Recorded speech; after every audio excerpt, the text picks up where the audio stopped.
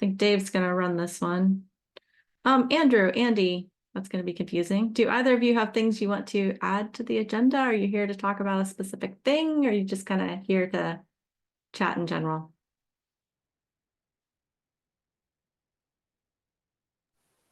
I'm here because I've been meaning to attend more of these meetings. And I can never remember which tag contributor one I'm better suited to. So I just kind of turn up. Awesome. It's sorry? We're happy to have you. Oh, thank you. Thank you. Yeah, so well, you're going to see half of it, but I'm with the KubeVirt project. And yeah, I like the work you do, and I think we could benefit from it if I can remember which meeting I should be attending. So yeah. Cool. Thanks. How about you, Andy? Hey there, I was able to get off mute. Yeah, hi, I'm with Kubestellar. We recently gained CNCF projects sandbox status. So we've been, I guess, going along our own merry way, and I'm charged with a lot of the community duties. So I'm trying to figure out how, I just discovered you on a lark, so I figured that'd be a good place to trade information and try to learn what's the key to contributor growth. So that's why I'm here. Cool. Feel free to add that to the agenda if you'd like. Yeah, I can do that. We can talk about that. It'll be super easy because we've totally solved the contributor growth problem. Oh, okay. That's what I expected. Should I log off now? Yeah, that's not a hard question at all. Yeah, I'm not looking to solve it overnight, that's for sure. Yeah. No, but it's good to we can have some of those conversations for sure.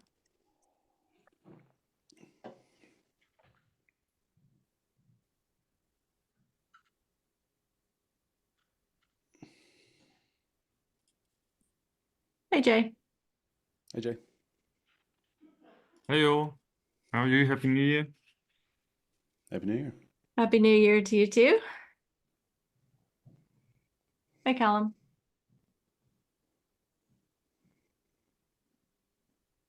Hello. We're just adding things to the agenda for anybody that has anything. I don't know, Callum, if you've joined before, if you came for a specific question, or are you just here to kind of participate? A bit of both. I've been once before, I think back in like August or September. Awesome. And then I think I lost the meeting in my calendar. And yeah. I'll repost the link to the agenda here too, since a couple of people joined, I think, after it got posted. Awesome, thanks. It's the most annoying thing to me about Zoom is that the chat isn't historical. I know.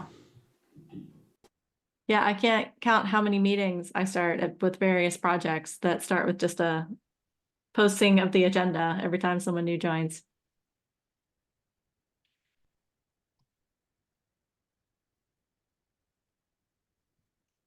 I think we probably have enough people if you want to start, Dave. I don't think we want to Yeah, sure. necessarily wait for Josh to finish rebooting. He's on his way back. Yeah, I'm sure he'll get here. Yeah, so if you haven't added yourself to the attendees list and you're here, please do.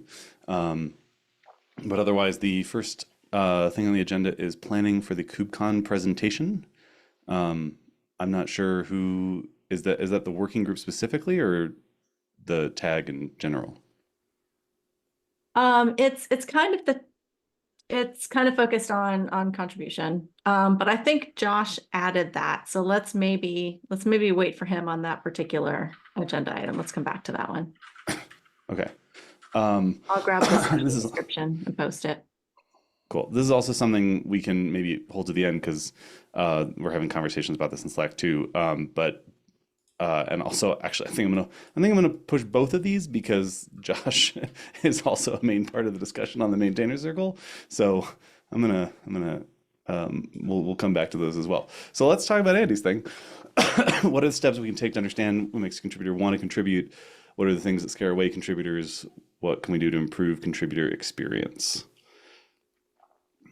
As someone not normally in this working group, I don't feel qualified to point you to things. But there are a couple of people who are regularly in this working group here who can hopefully point you to some resources there.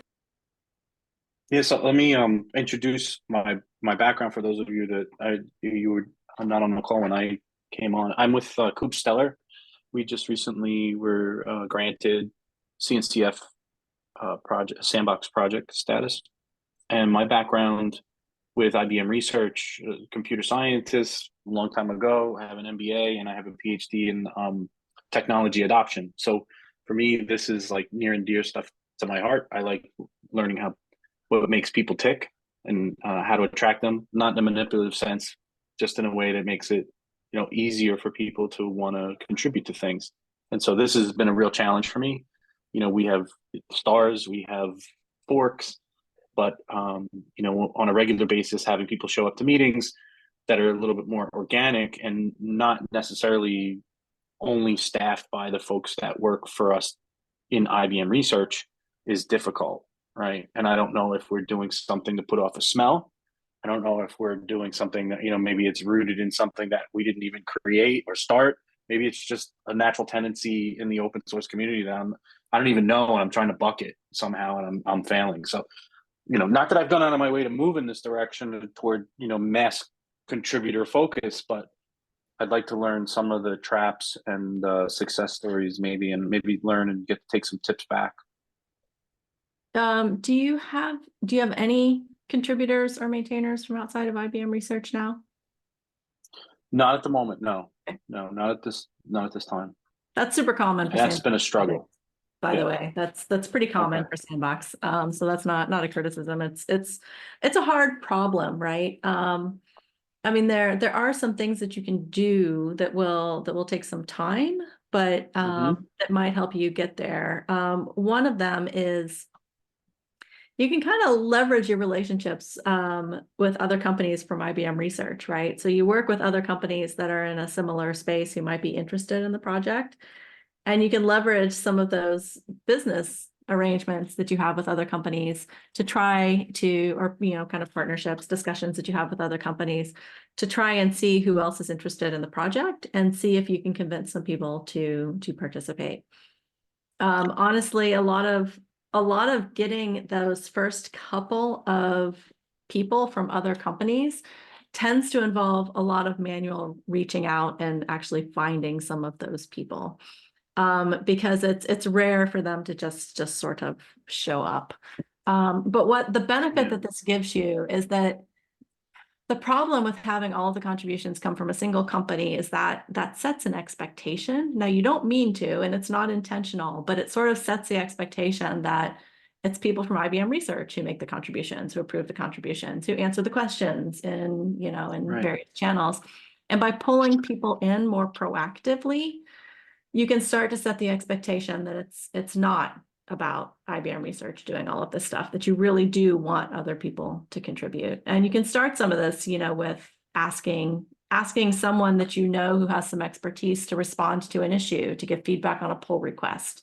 You can ask people for specific things that would be helpful for the project, because that makes people feel good, right? Like we all want to be asked for help based on our expertise. So that's one way that you can kind of help pull some other people in and get some, because the hardest part is getting that first couple of outside contributors from outside of IBM Research. I don't know, Okay. Josh, what you want to add to that? You've certainly got a lot of experience with that at Red Hat as well. Yeah, I mean, the other thing I was going to actually look at Coop Stellar's setup, which is the other thing is to just have some sort of statutory documentation making it clear that people are welcome to contribute. You've got a pretty good contributing markdown thing, a good contributing doc.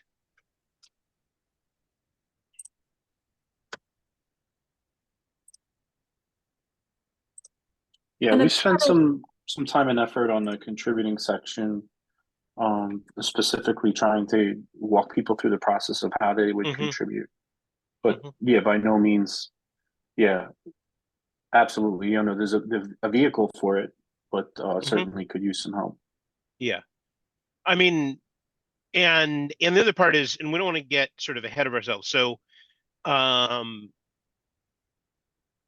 like when I'm helping with projects in my role as Red Hat, I actually take them through a set of stages And after Okay. you've created the project, the next stage is actually what we call awareness building.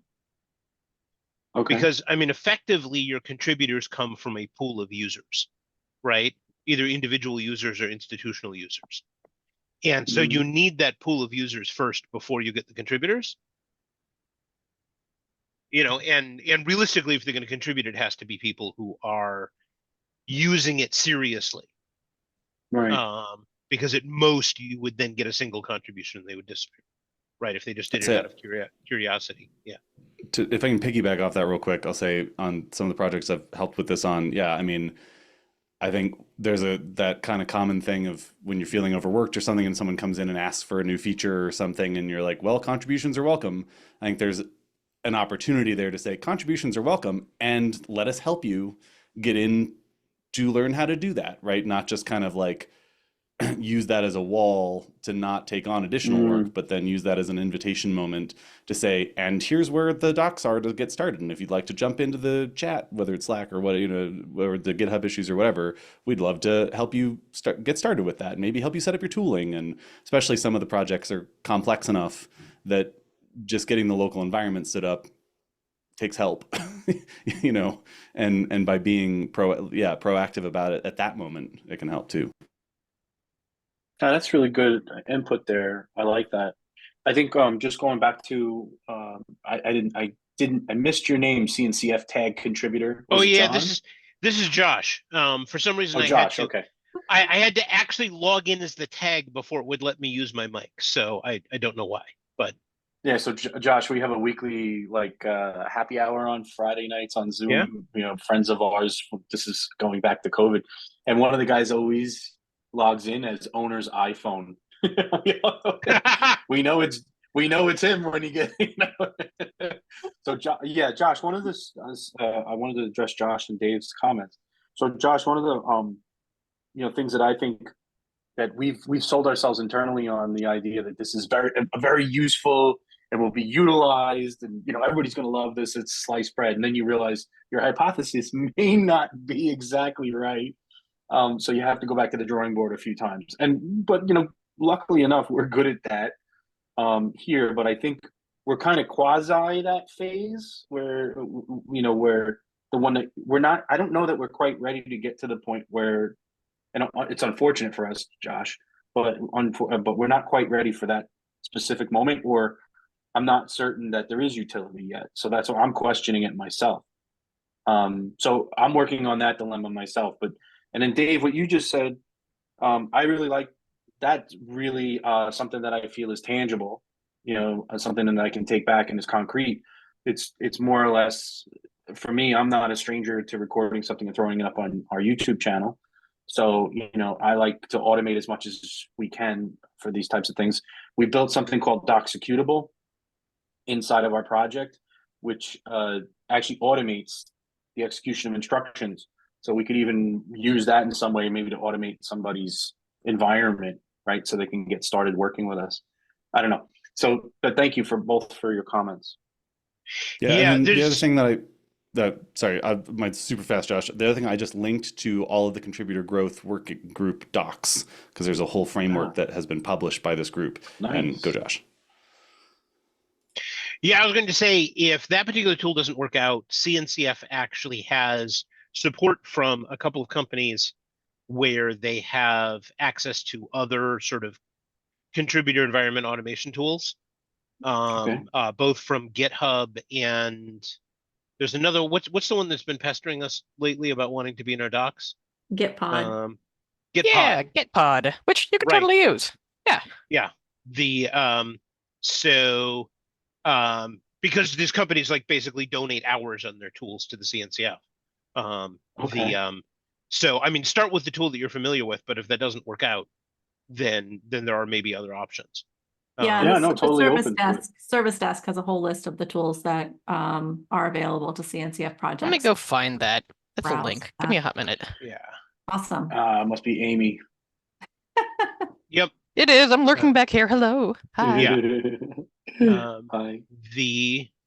I was just looking at some of your stats. You have very few stats because it's only newly in the CNCF. Although we do try, the tool does try to backfill data out of GitHub. Okay.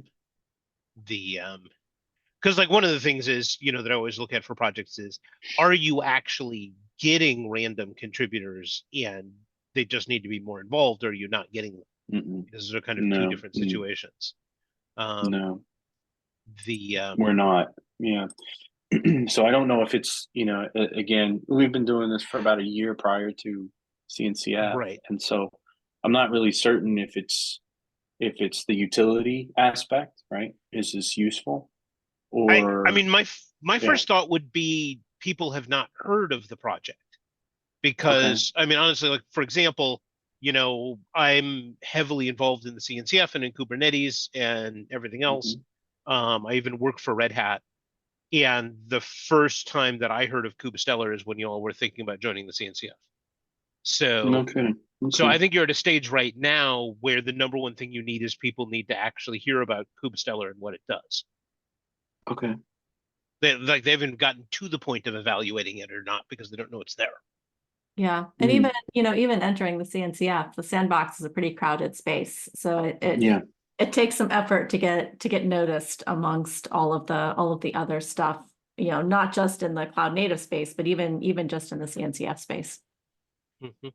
Okay. So yeah. So I hate this term, but double click on that for me. So Yeah. I know the avenues for, KubeCon, we did for NA and EU. We attempted sessions there. None of those were accepted. We have a poster session, which we're doing for, we're working with Cornell University on a digital agriculture implementation. And that's been accepted. But and I'm going to try and put one in for GitOpsCon on gaps in continuous delivery that we see but aren't necessarily doing anything about for multi-cluster, multi-cloud concerns. So I'm trying to figure out what are the other avenues and ways that you can promote your project to get it in front of a fair number of people that would care, right? One, and two would be the most efficient use. Like we've done the LinkedIn, we've done the Reddit, I'm not saying we've exhausted everything, but I'll say there is a marketing subcommittee for CNCF, and I've traditionally interacted with them as being companies who are members rather than, although we were also project donors, so I'm not totally sure where the line is there on who can be on that. But their As whole members. That is a totally separate thing from projects, but keep going. Okay, sure. Well, but I'm saying like there may be people from there that can give you ideas because that is a whole, That's their whole job, group of yeah. people whose job is building awareness. That's great. And then because there's like newsletters and webinar opportunities, and there's a whole lot of opportunities within CNCF to do promotional awareness type stuff. But maybe someone can point you in the better direction for that for being a project. But hey, that's really good advice.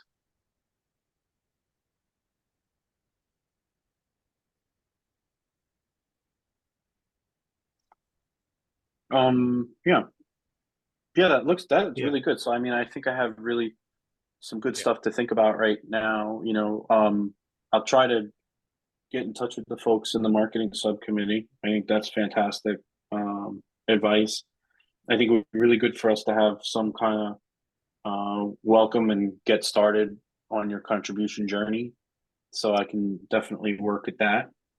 What else? Anything else anybody else would recommend? I've been working on something that is not quite ready yet, but I'll pretty soon send you sort of a list of things projects do to build awareness. Okay. Because it's helpful to look at a complete set of options because you're not going to do them all. And instead you figure out, which things are you're going to be able to do the most with the least effort based on the sort of team that's working on the project right now. Awesome. Very, very cool. Thanks, Josh. Yeah. This is something that will eventually become one of our docs, but it's very much at the draft outline stage right now. So. I say, well, and you mean as part of the if the marketing contributor growth? subcommittee? Yeah. Good. Okay. So, and if the marketing subcommittee is only for members, but we're starting to get so many sandbox projects that projects need marketing help, then Mhm. maybe that's another path to start looking down for how can we provide some cross resources or something.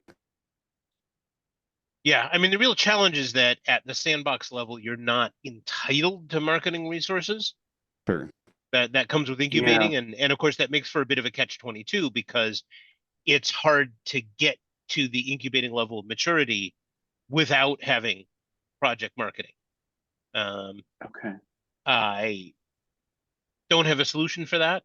I'll say, well, if it's not actual marketing resources, then maybe there just needs to be community support. Yeah.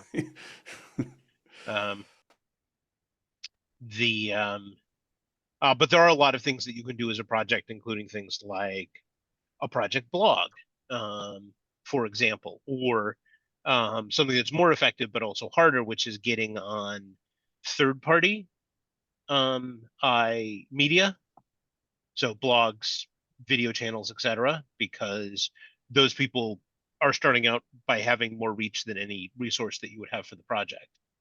So if you can get somebody who's like, say, a popular Kubernetes blogger to do a walkthrough of Kubestellar, that will get you a lot more attention than you could necessarily build on your own. The trick is getting on that person's radar.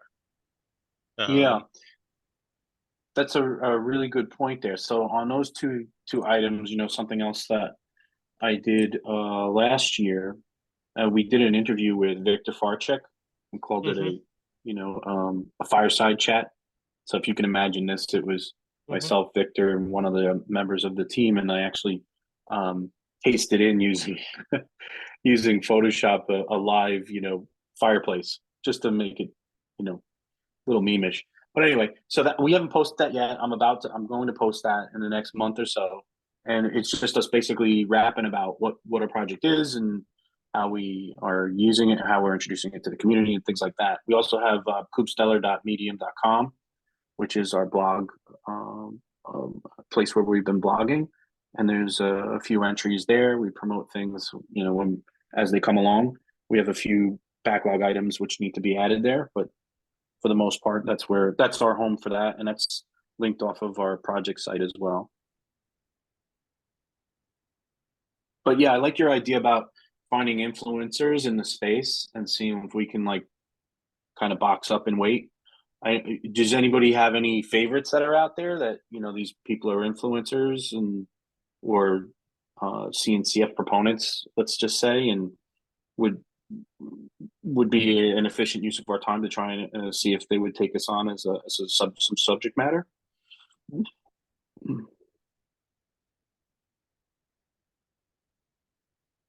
Let me think about that, because my sort of list of people is very much not up to date. This changes a lot. Okay. And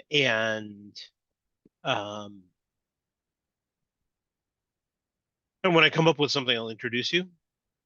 And I guess the same goes for anybody else. Okay.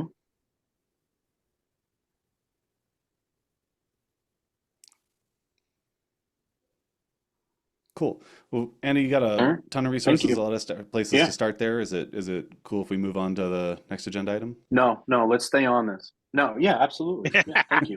Okay, cool. It's about me, damn it. Thanks for coming. Yeah. It is. It really is, but also. No, I'm just kidding. Amy knows how much of a narcissist I am, so she'll vouch for me. Fine. No. This is actually a really good opportunity for you to be able to explore what pieces are out here and what the proper next steps can be. And realistically, just being in the room and thinking about this is in fact the right next step. So it's fine. You got it. Yep. Back to you, Josh. Thank you so much. Thank you. Yeah. So the next one is I think Josh's item, planning for the KubeCon presentation. Yeah, and Ali couldn't make the meeting. Who else did we put? This is our maintainer talk, and specifically because of requests like Andy's, we made the maintainer talk about attracting contributors to your project, since that is the question that we get more often than anything else. So I just wanted to kick off. We need to actually start planning content for that. because I have a feeling that planning content for it will then probably involve making some updates to our online docs to go with it. That's usually how that works. Yeah, the because it's when we want to show stuff on screen that we realize how out of date things are. Because we have so many people, do we want to do this as a panel? Yeah, we could. I mean, I'd like it to have some structure though, because I mean, I don't want it to be just like a Q&A panel. Yeah. Because I was thinking more, although it could be partly Q&A. The problem is we have such a short period of time, Yes. right? But like one of the things we've done before with some other topics is, we break this out into major topics and then each person takes one of those and we rotate among the people. Yeah. And There are 4 of us and it's a 35-minute slot. yeah. And I'm kind of thinking that I should take the topic building awareness unless someone else wants it, because clearly this has got to be part of the presentation. Given the yeah, so there's 4 of us, so kind of like 4 major topics.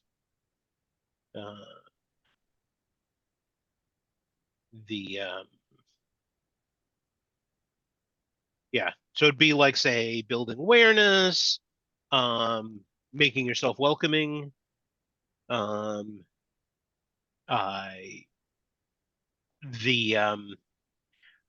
I approached Catherine about for this was doing a on sort of contributor kudos, validating your contributors, because the whole Linkerd program's been really good for that. Mm-hmm. And I thought it would be good to actually have a segment in there.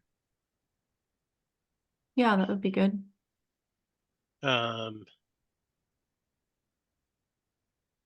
Wait, Yeah, maybe we should work on this async, because with Catherine and Yeah. Ali not here, out. Yeah, I don't want to necessarily yeah, figure out what the buckets are without their input.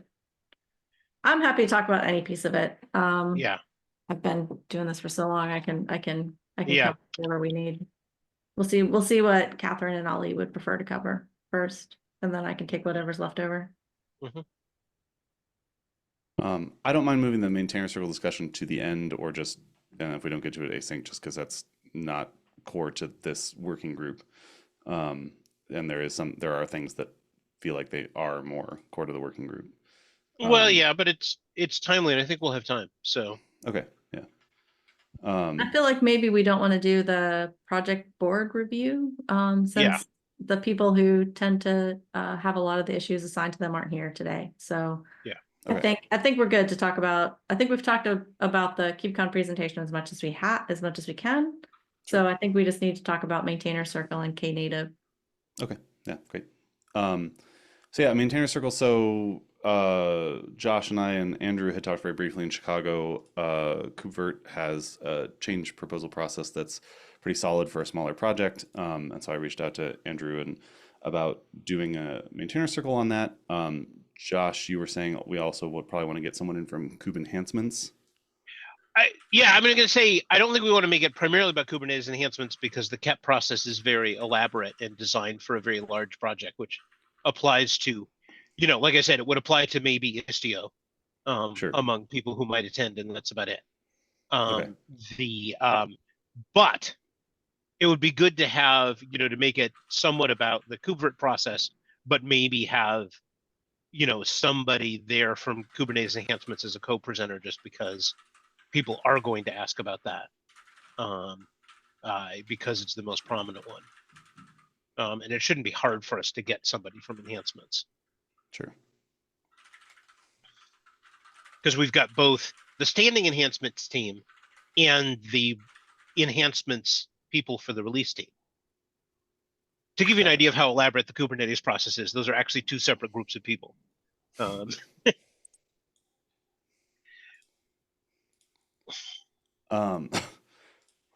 I'm just popping over to Andrew's in my chat about this. So Andrew, I know the last thing you said was you probably are going to be able to get someone, and if not, it'll just be you. Not just be you, it'll be you. But we were also trying to figure out timelines. So do you have a better sense of when timeline might be from someone from KubeVirt now? Well, if it's just me, then I'm reasonably flexible. I'm out for FOSDEM coming up, but if we're talking end of Feb, start of March, then yeah. Oh well, we've got a release, and so preferably if it's after the 27th of Feb. Okay. That would be for someone else, and if it's me, then yeah. Look, I mean, it's what, like an hour-long thing. Yeah. Yeah. The main thing I like to do is I like to I give it think at we're least fine. about a month's lead time, just because we put out promotion about it to try to get people to show up, and it's nice if people have a long enough time ahead of it. That's why I kind of suggested like late February, early March, just because then we've got enough time to push it out where people can get it on their calendars, because everyone's calendar fills up so far ahead of time. I'd probably gotta say find- late February is probably better because we don't want to push it too close to KubeCon, just because a lot Yeah. of maintainers will be Yeah. down. Yeah, I would say we would either need to do late February or we would have to wait until April. So Yeah, and honestly, I don't mind going to April just because these things have lead time and I'm just ramping it back up, and we're, my goal here is to get several months ahead of time with these again, rather than, and so if that's the price we pay for starting now, that's it. yeah. But yeah, so I think late February or early April, which works better. You just decide now. They're both fine with me. Okay. Well, let's maybe reach out to the enhancements group then and see what works for someone Yeah. from there, and that would define it. That's a large enough group that I think pick something that works for you and Andrew. Okay. And and is generally a good time for contributors, which means early morning US time, because that way we can get Europeans too. Yeah. And then when we have a time and date set, because like I'm gonna be throwing it out to a pool of like 12 or 13 people. Okay. So, whatever time and date we set will probably be appropriate for one of those people. Okay, cool.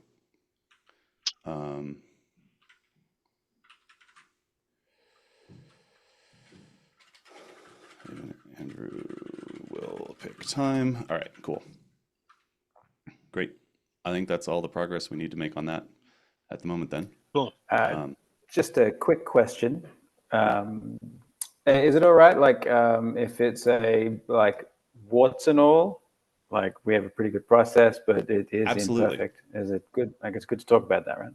Yeah. I mean, so the point of these is to foster conversation, right? And to get conversation going between the maintainers who come about what they can do in their projects, right? And like showing the warts and all, I think is critical, because then people also understand the struggles with these things as much as, like, even this process that's really great Right. has these issues. And they may have ideas on those.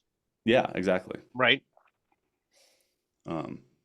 So yeah, so it's also, to be clear, not an hour-long presentation, right? It's going to be, It's hey, going to be here's like an a overview, 10-minute presentation and then a whole lot of talking.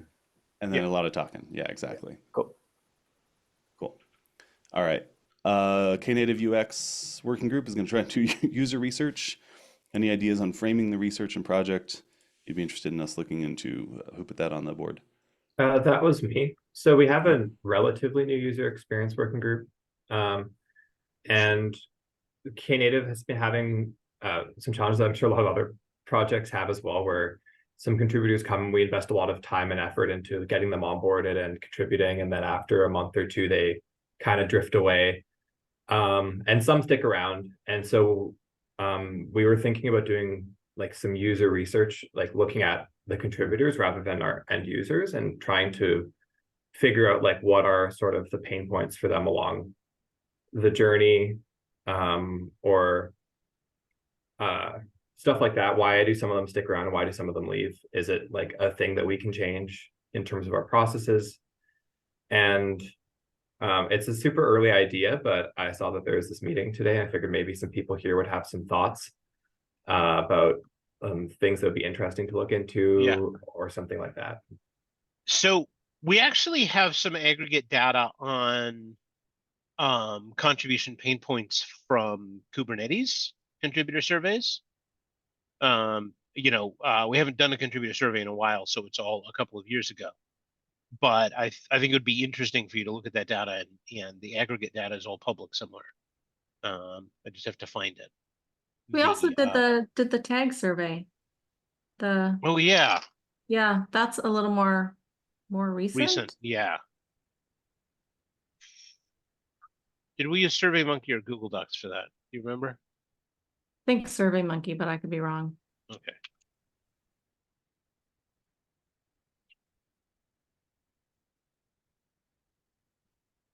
Okay.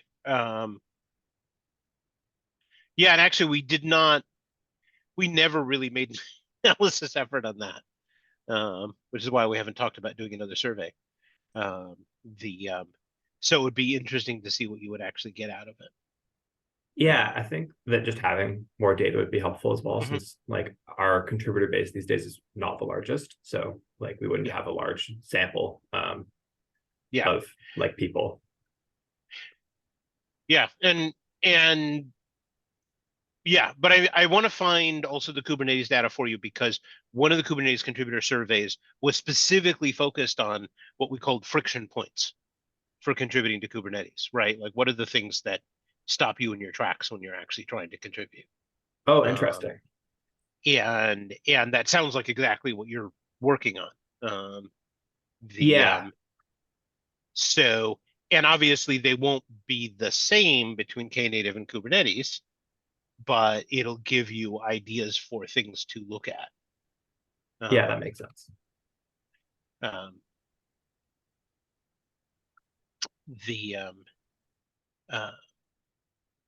Yeah, because one of the problems is you're gonna have to sort out the noise, right? Because I can tell you from having worked on this with other projects, the number one reason for people drifting away is their personal interest or job didn't involve Knative anymore. Yeah, we've seen some of that recently with like the VMware Broadcom acquiring too. Yeah. But I mean, also, in a lot of cases, people drift by. They're people who are habitual contributors to open source. They get interested in the project for some reason or another. They make a contribution, but then they end up not using it. And effectively, there's nothing you can do about that. Except to add features, but that's a much bigger issue. But there's nothing you can do about that in terms of contributor pipeline, right? Is they got through the contributor pipeline. What you're looking for is that, is obviously the people who are trying to contribute get stuck and then go away. Yeah, that's like exactly what we're trying to find right now. Yeah. Okay. I'll try to find that data. Because somewhere we have a sanitized version of the data from our survey. And somewhere we have the same for the Kubernetes survey. So yeah, I just haven't touched either of them in a while. So yeah, that'd be great. You could share it with myself or Ali, who's also helping out with this. Yeah.